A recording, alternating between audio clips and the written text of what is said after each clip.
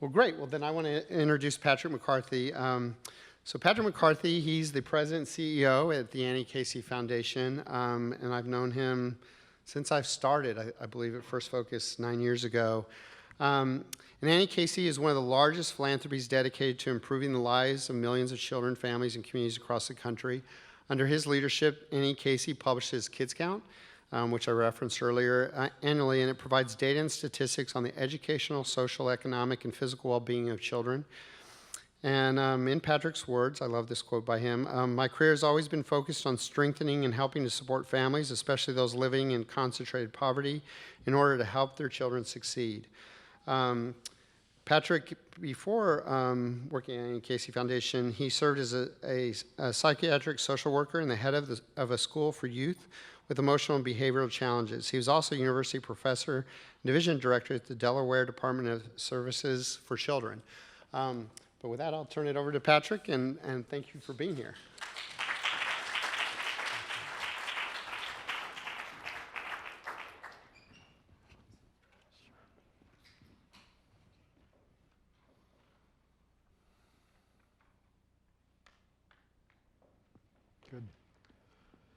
Good afternoon, everybody. We are a nation that is absolutely obsessed with economic indicators, except on those things that actually really predict our long-term economic future, the well-being of our children. Successful businesses and organizations usually look 25 years out, and then they make the investments needed to put their organizations in position to succeed 25 years down the road. Those organizations, those companies, and almost everyone else are avid consumers of the kind of economic statistics that we see daily, this roll call of reports on the producer price index and the jobs report and oil's futures. And anytime Janet Yellen twitches her eyebrows in some concern. What people in this room know is that the most consequential predictor of our economic future 25 years from now, in fact, is about how our children are doing today. And if more people realize this, I actually think that there would be journalists thronging this room, and there'd be live shots that Bruce and I could go talk to outside. There'd be talking heads opining and sending tweets about every data point and trend line. And that's exactly why events like today and reports like the one that Bruce and his team put together are so important. It's why the work that all of you do in this room is so important, because we've got to bring this story out to our fellow citizens. Now, by the end of today, 12,000 babies will be born in the US or will come here to grow up. And the parents of those babies, if you can imagine when they were first born and they're looking into that crib, these parents all wanted what we wanted when our babies were born. We wanted to see those babies. We wanted to see our baby born healthy with all the parts working. We want to see them grow up healthy and strong and walking into kindergarten excited and confident. We wanted to see them soaking up learning in an absolutely terrific school from the first day and every day. We wanted to see our babies grow up to have a curious and a hungry mind, and that mind would be nourished and developed by terrific teachers who see how special our child is and how smart and how beautiful and how good and how full of possibility.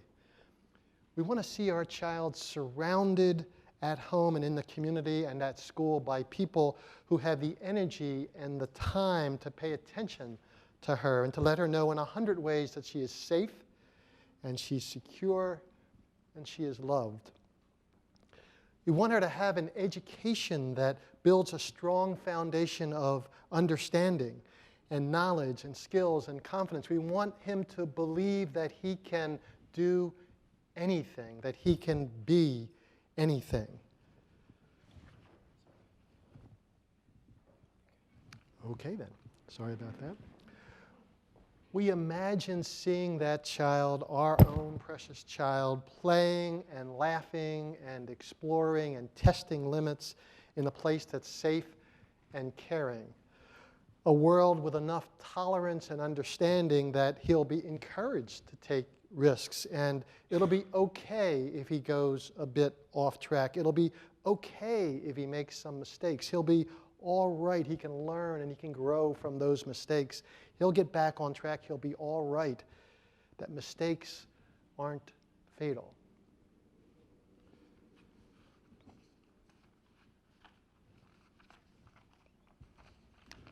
What happens to those dreams if that child is born into a community that's been left out, shut out, and closed off from the incredible wealth of this country? What happens to the dreams of the parents of those children? Well, it means having your energy sapped while you try to hold down 2 jobs with changing hours and low pay and no future and constant worrying and facing impossible choices every single day about how to stretch money that just won't stretch. How do you pay the rent or buy food? Do you pay the doctor's bills, or do you buy a warm coat or shoes? Do you fix the car? And how do you make sure your child doesn't feel cheated and worthless because you can't afford to buy him an occasional special gift that lets him know that he is truly special? It means you're cheated of your chance to be your best self because you're exhausted and you're anxious and you're overwhelmed because there are no good choices in that list. There's no good answer to that. And if your kids get sick, or if you get sick, if you have to miss work, you might get fired and you certainly won't get paid. It means spending hours in the emergency room because your child has asthma and the landlord won't do anything to clean up the mold or the dust. And you can't get a doctor's appointment because you don't have insurance. And even if you could get a doctor's appointment, you already owe the doctor and you can't afford to pay him. It means seeing your child go to a school day after day where every rundown room says, "We don't care about you," where she has 10-year-old books and no paper and pencils, much less art supplies or a computer, and it's too hot in the fall and in the spring, and it's too cold in the winter, and every day she has to rely on teachers who themselves are beaten down and discouraged and as hopeless as you are. It means not letting your child play outside because there is no place to play, and anyway, it's not safe out there. It means being surrounded by too many of your own family members and too many of your neighbors who have been denied opportunity and hope, denied their claim to basic human dignity, and so they don't have hope or a sense of their own opportunity or a belief in their own dignity, and they don't have optimism to pass on to your child. It means seeing your child absorb daily insults and hurts, messages that he doesn't count, he's not as good, he's not as valued, being told what he can't do and what he can't be. It means finding out that even if your child graduates high school, her education didn't equip her with the kind of knowledge and skills that she needs to go on to higher education or to a good job.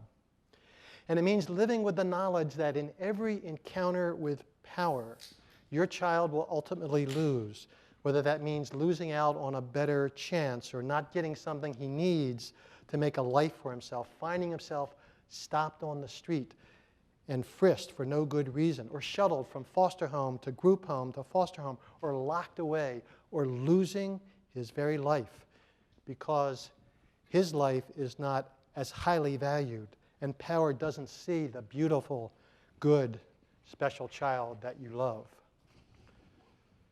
So what would a better path, a brighter future look like for all these babies?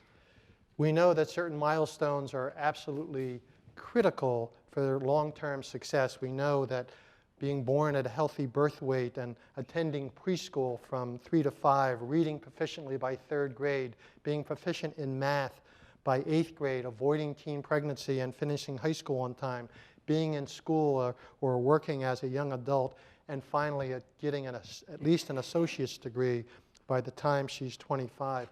But even before we can see these babies start along those pathways, on the day that they are born, many, many, many, too many children are weighted down because no one that they live with has a high school diploma. They'll go home from the hospital to neighborhoods of concentrated poverty. They'll be born into single-parent families. and the families who take them home will be low income. And all of this is going to make it very, very hard and very tough for these kids to progress along that pathway. Now, last year, the Annie E. Casey Foundation released a report called Race for Results. And we developed an index to actually track how our children are doing across these milestones from birth all the way to adulthood. And you can see from the next slide that we have a long, long way to go. In fact, there is no group of children in the country who scored perfectly or even close to perfect on this score. It's a score of 0 to 1,000, where the higher the score, it means that you are more likely hitting each of the milestones that I talked about. And remember, these are not fancy, incredible milestones. These are basic milestones like reading by 3rd grade, graduating high school. Now, if you really want to know how we're doing on seeing our children meet these milestones and how each racial and ethnic group is doing on each of the states in the nation, I would highly recommend downloading this report, Race for Results, from our website. But if you look at any of the individual indicators in this composite index, every single one of them, if you look at them, it'll tell you that of those 12,000 babies who are being born today, those babies that are being born who are black or brown face exceptionally long odds in having the opportunities and supports they need to meet these milestones. Their path to a successful adulthood is very, very steeply uphill. Now, this is tragic for every individual child. And it's tragic for every parent who has hopes and aspirations for their children. But it is also tragic and truly dangerous for our collective future. We have been talking about the change in the makeup of this country for many, many years. And because of that, it always seems like it's far off in the distance.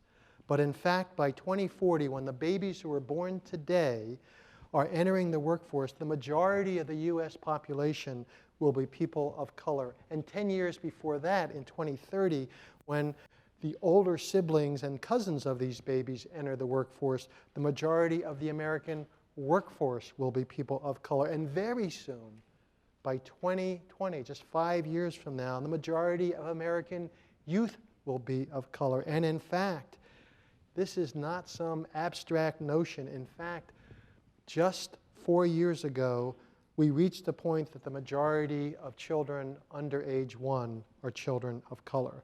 So if you can combine these pictures, you can see that if we don't make some significant changes, we're looking at a future where our workforce, in fact, will be unprepared to succeed. Our doctors, pilots, welders, inventors, builders, food processors, engineers, delivery drivers, architects, bankers, repairmen, to say nothing of the members of our military, they will be coming from the population that has changed dramatically, a population that is made up more and more of young children and families that we are failing today. We are failing to support. If we care about our future as a nation, then we have to finally make the commitment that these children are our children, and we have to be concerned about how they're doing today. And clearly, a federal government that devotes less than 8% to the nation's children is not making the kind of investments that we need to ensure that our children will succeed.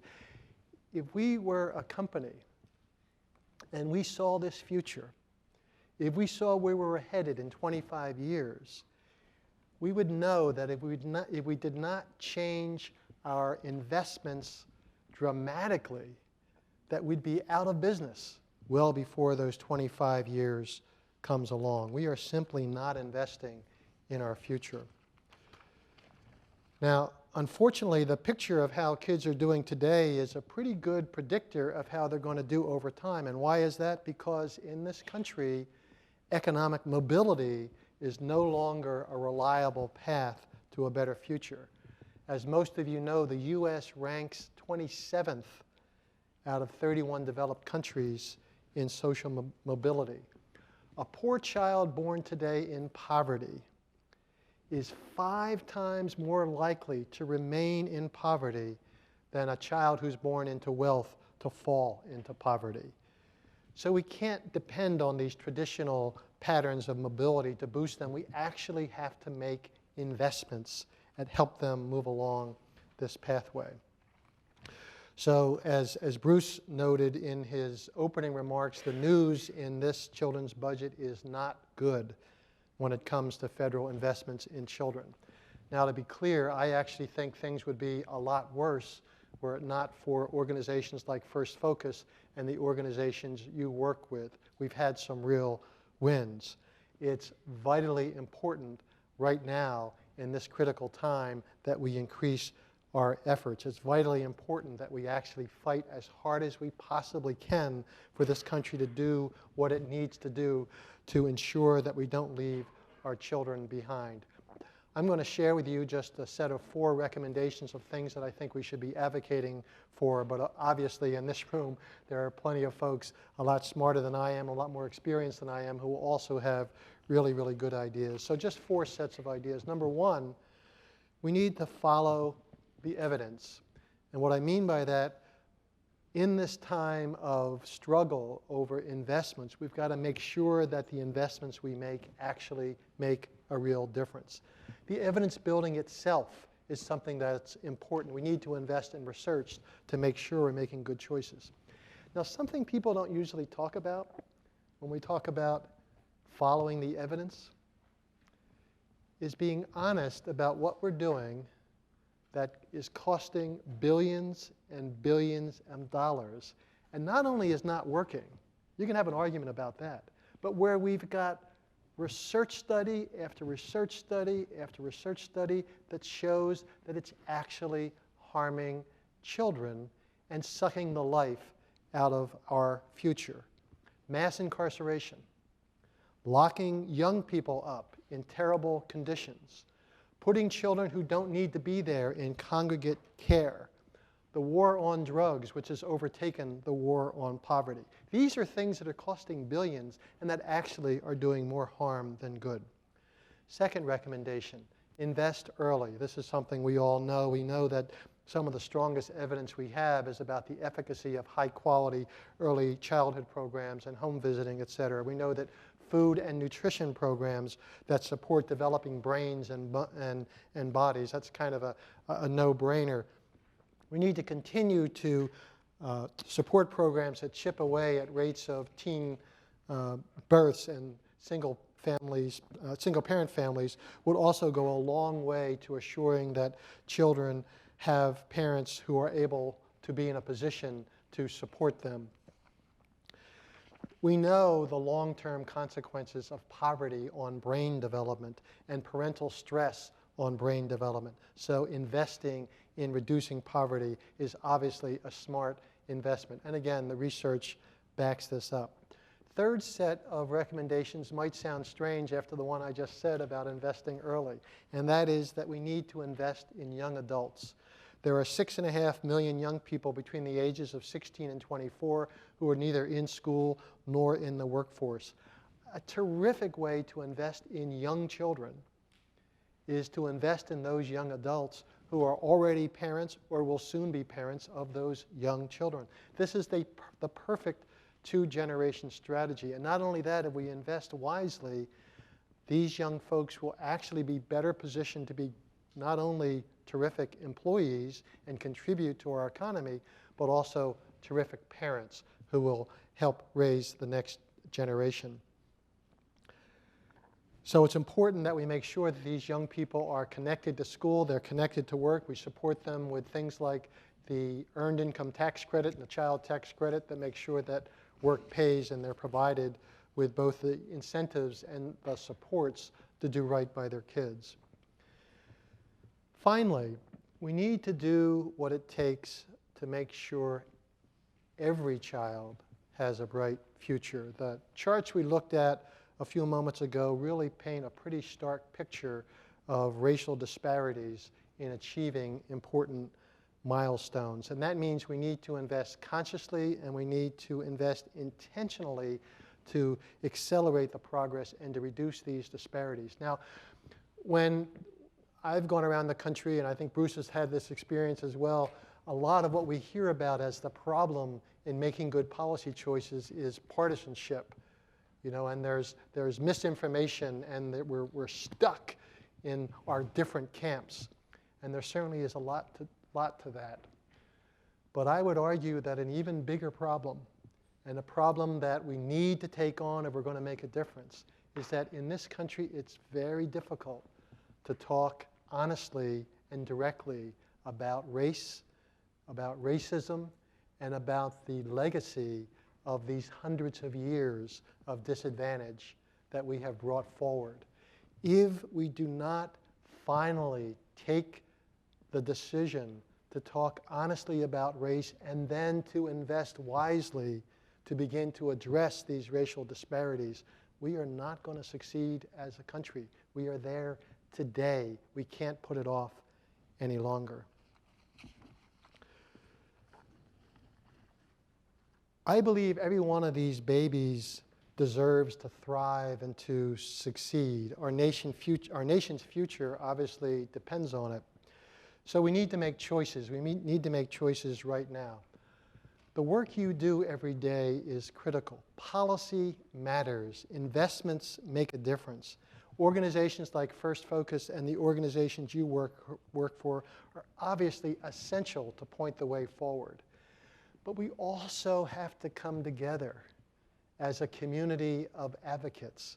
We've got to unite together on the things that are most important. We've got to support each other and not worry about who gets the credit or who gets the attention or who gets the soundbite. But instead, we've got to come together and say, okay, what's most important? And how do we organize ourselves so that the policymakers hear a single, insistent voice that says, make this choice, that's a good choice, that's an important choice to make.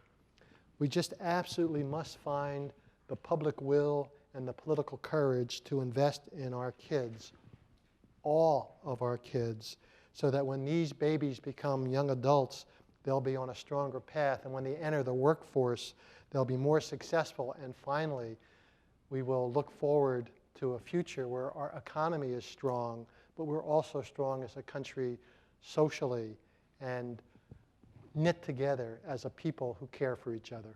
Thank you.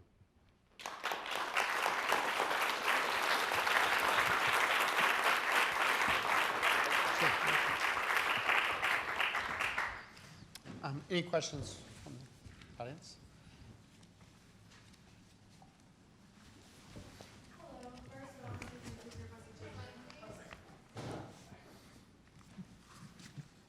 Hello. First, I wanted to say thank you for your presentation, and I wanted to ask about class differences, because obviously in this country we talk about race and class as they're intertwined, but if we're talking about race specifically, we're seeing the Latinos and Black students, Native American students, which I know you didn't mention, but are probably in that too, are disadvantaged. But what happens to like white or Asian students that are disadvantaged because of class, and how does that fit in to this?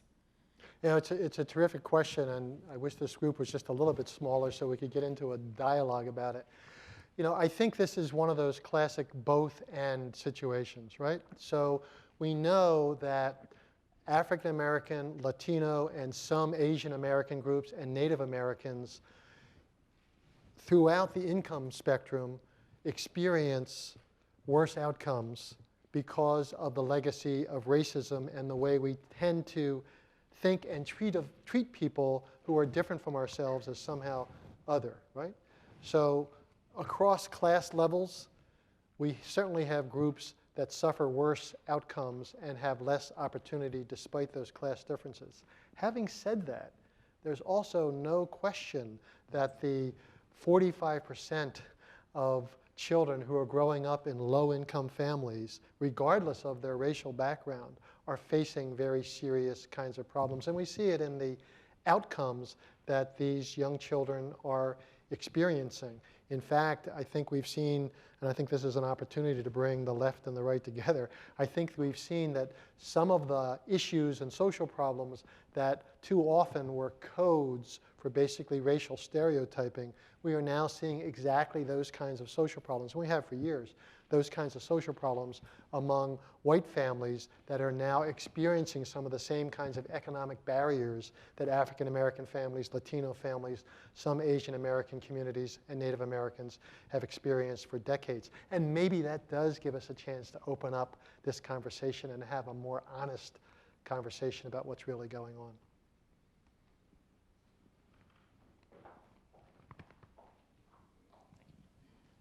Hi, everyone. Patrick Boyle from the Forum for Youth Investment. Guys, for as long as I can remember, back, including my days at Youth Today, when we've had these discussions in the field, one of the messages has been, we can't ask for more money right now because times are tough. Okay? And times are a little bit less tough than they used to be. Congress is considering more money for transportation infrastructure, et cetera. So Patrick, especially hearing some of your recommendations, I'm wondering, are we at the point where we're telling people in this room, yes, go ask for more money in the state capitol and here in DC? Yeah, so I think this is both a strategic and a tactical question, right? So the strategic question is, we make the case through publications such as these that overall our investment in children is falling behind, and yes, we need to invest more money. And I think not only the data from the report itself, but the polling data is incredibly useful as ammunition when we go to policymakers. Look, this is what your constituents want. To me, that's a strategic question, and there's no doubt that we need to invest more. But then you get to the tactical question. So in a particular conversation in a particular state or with a particular policymaker at the national level, we have to ask ourselves the question, is this the time to make the case just for more money, or is this the time to make the case to use the money that's already there in a very different way, which will then open up the credibility to invest more? Let me give you one quick example. The way the federal government reimburses states for child welfare is based on an old formula based on AFTC. We know that, right? And certain kinds of child welfare activities are covered in that reimbursement and other kinds are not. Now, one of the things that we see around the country is that many children stay in foster care for years and years and years. We see many children who are put in congregate care, even though almost half of the kids in congregate care literally have no mental health or other kind of behavioral problem that would predict they need to be in congregate care. Almost half. So if we turn to the federal government and say, look, to the policymakers, say, look, here's what we need to do. Let's put a federal cap on the length of time that a child in foster care will be reimbursed. Let's do that first. Let's put a cap on the age of children going into congregate care that the federal government will reimburse. No child under 12 ought to be in congregate care. Let's put a cap on the length of time that a child can be in congregate care. And then let's take the federal money, reimbursement money that we save by doing that, and let's invest in kinship care and in foster care and in prevention and in early intervention. And the obvious question is going to be, well, all that's well and good, but are we spending enough on child welfare? We're not. But until we address those problems, it's very difficult to make the case, in my mind, that we ought to increase investments if all it's going to do is increase investments in things, some of which actually are not good for kids. So it's more the tactical kind of response that I would have.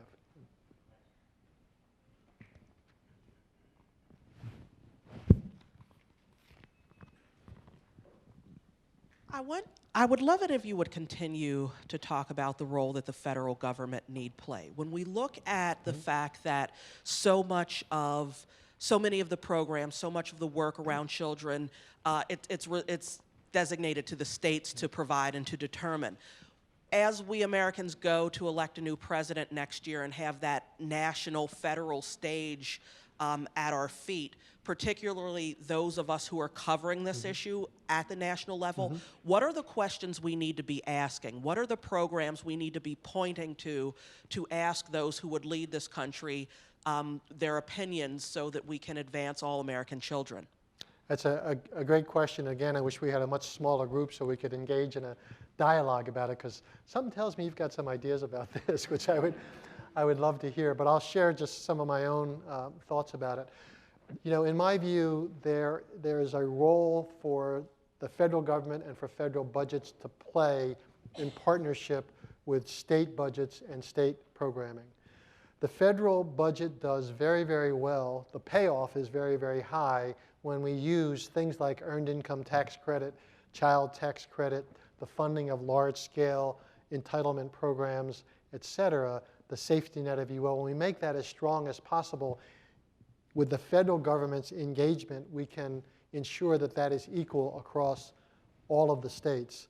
I understand there was some bill passed a couple years ago. It had something to do with health care, where every state would be treated differently. I haven't checked recently to see how that worked out. But that notion that every American should have the right to health insurance and proper care goes to the core of the federal responsibility, I would argue, when it's touching on something as complicated and as costly as health care. You can't allow ourselves to rely on what Mississippi can come up with and say that's just exactly the same as what Maryland or Massachusetts might be able to come up with. At the same time, I think the federal government has a huge role to play in pushing large-scale research and evidence. In fact, at the state level, certainly at the foundation level, the cost of that kind of research and evaluation is just too high. The cost of collecting the data is just too high. I think setting parameters and general boundaries around how federal money ought to be used can actually incentivize positive change. The example I gave of congregate care and having kids in foster care too long, you could also apply similar arguments about incarceration and about substance abuse treatment, et cetera. So the federal government has just an absolutely critical role to play, even though you're exactly right, the bulk of spending on children is with the states. Much of that is education, of course. So we have to do both. We have to advocate at the federal level, of course, but we have to use the network of advocates we have throughout the country in the states, the Kids Count Network, the State Policy Partner Network, the Working Poor Families networks. I could go on, but these, they're no longer called Voices for Children, and I'm blocking on their new name, the Alliance for Children, I believe. The Partnership for Children. We need to work with these networks in kind of a hub and spoke kind of a way. You know, not every one of those individual, sometimes small organizations is going to be able to afford to have a big policy shop and a big analytics shop. But we have in the nation's capital, we have places like First Focus and the Center on Budget and Policy Priorities and FRAC and CLASP, et cetera. We need to have kind of a hub and spoke idea so that when something comes up in one of those states, there's a resource to say, here's what the best evidence tells us about how we move forward. So I think I've wandered pretty far away from your original question, but that's some of the things I think about. I'm sorry? Presidential candidates, what do we need to make them talk about? Just quickly, I know, forgive me. No, it's a great question. You know, we are in a really interesting place. You know, just think 8 years ago, 4 years ago, how much conversation was there about inequality, about poverty, about mobility? I was just at a TED Talk kind of thing. I apologize for reading my speech, but I couldn't memorize 2 speeches in one day. But I happened to overhear part of the speech from Paul Ryan. His entire speech was about poverty and inequality. Now, we'll argue about his take on that and what it means, et cetera, but he was the vice presidential candidate not so long ago, and he talked a little bit about it, and now he talks about it all the time, and so are many of the candidates. So I think we have a unique opportunity here to basically have these issues raised up and have a robust and very useful debate about how we move forward.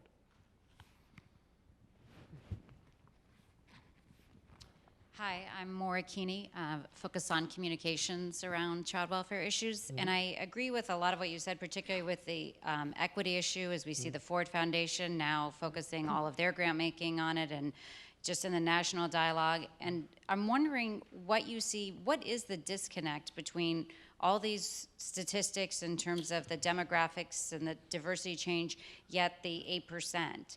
And is it, you know, an inability to know what are the evidence-based practices that would work, or is it a lack of everyone understanding some of those statistics that are being bandied about? Like, I'm wondering what's the sort of lever, the pressure point that really needs to be jumped on now because of these opportunities and discussions going on that could sort of open up the door to, new policies and new approaches? Well, finally, an easy question, so I'm glad that you raised that. There are a few things that occur to me, some of which I think Bruce really covered rather well, which is when you look at the distribution of the population right now in this country in terms of older populations versus younger populations, I think we start to see that in many states and therefore in many congressional districts, folks are voting their interests. Right? And so if you look at the tenor of what folks are listening to, part of it is simple self-interest, the political interest being that don't touch my Medicare, don't touch my Medicaid, don't touch my Social Security, and my grandchildren live in a different state perhaps, or whatever goes on in people's minds. I think and this is a role we all have, I think we are caught in a narrative that we've allowed to become so strong that it's very difficult to root it out. And the narrative is very simple, and it's a deliberate narrative. This didn't happen by choice, by accident. It's simply that government doesn't work. Everything government does goes wrong. The easiest applause line you can get, regardless of your background or party or what you're talking about, is that government is the problem. Big government is the problem. They're taking your money and spending it stupidly. So we've got to fight against that. We also have very strong narratives about people that are seen, at least, as the beneficiaries of some of the kinds of programs and interventions that we think would work.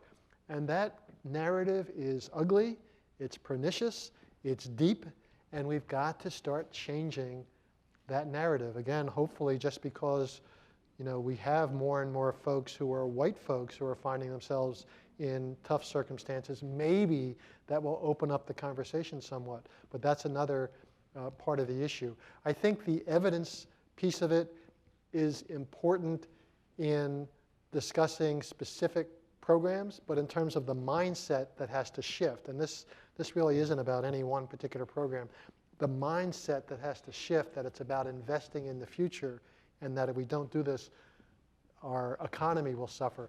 That mindset shift is about these other kinds of things, having to do with self-interest and the narratives and the stories that we tell ourselves. And that's where you guys work. I mean, that's where what you do becomes so absolutely critical, finding the right frames, the right words, the right partners, speaking in one voice so we can start to shift the narrative. These polling numbers were very encouraging. Very encouraging. How do we use this with our policymakers?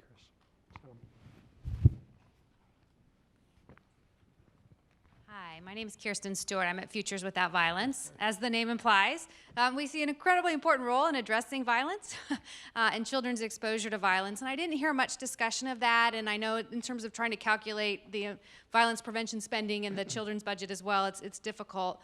But the Attorney General came out with the Defending Childhood report 2 years ago that documented really clearly, we've seen it in the ACEs work and the toxic stress work, the impacts of exposure to violence and trauma on everything you talked about on sort of that path to adulthood, from parental mental health and substance abuse, that's so much about violence, to whether a child's able to succeed in preschool, be ready to learn, be reading by 3rd grade. 16 to 24-year-olds experience the highest rates of violence.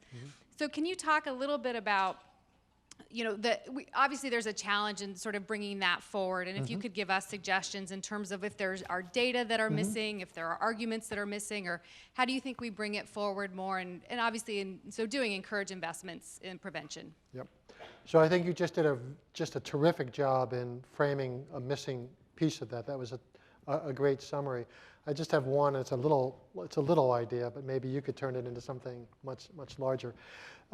We've funded, the Casey Foundation has funded a number of initiatives that have to do with trauma-informed interventions of various types. And one of them actually just makes me think about your comment. One of them is working with foster parents, and increasingly with birth parents, but it started with foster parents, to help them understand the behavior of the foster children, or in some cases kin children, who came to stay with them and say, you know, you'll see this behavior and your first impulse is going to be, you know, I've got to really come down hard on that. This is a symptom of a child who's a bad kid, right? And yet the intervention that you're likely to take is actually going to exacerbate the problem because this is a child who's experienced trauma. And so even your angry face may trigger some experience that that young person has had. And so we've trained foster parents, and actually in the District of Columbia, they're in the midst of training all of the child welfare workers and everybody who works with children in the child welfare system in DC on this kind of trauma-informed practice. Now, I bring this up in this context because I think so often we think about the kinds of social problems that we see and we go right to some kind of cultural explanation, and it's really a code for a racial explanation or some characterological flaw. If we can figure out how to help people understand that, in fact, the brain, as it develops the entire child development process, can be so hugely affected by trauma and by ACEs, and this is a critical and, the brain is incredibly resilient and elastic, and that with smart interventions, in fact, you can get kids on a much, much better path. It just might remove some of the ugly narratives that we tell ourselves. So that's a little idea, but I think it's worth kind of playing with a bit. I think that it. Well, I want to thank you so much, Patrick, for coming today and being with us. Appreciate it. Thank you.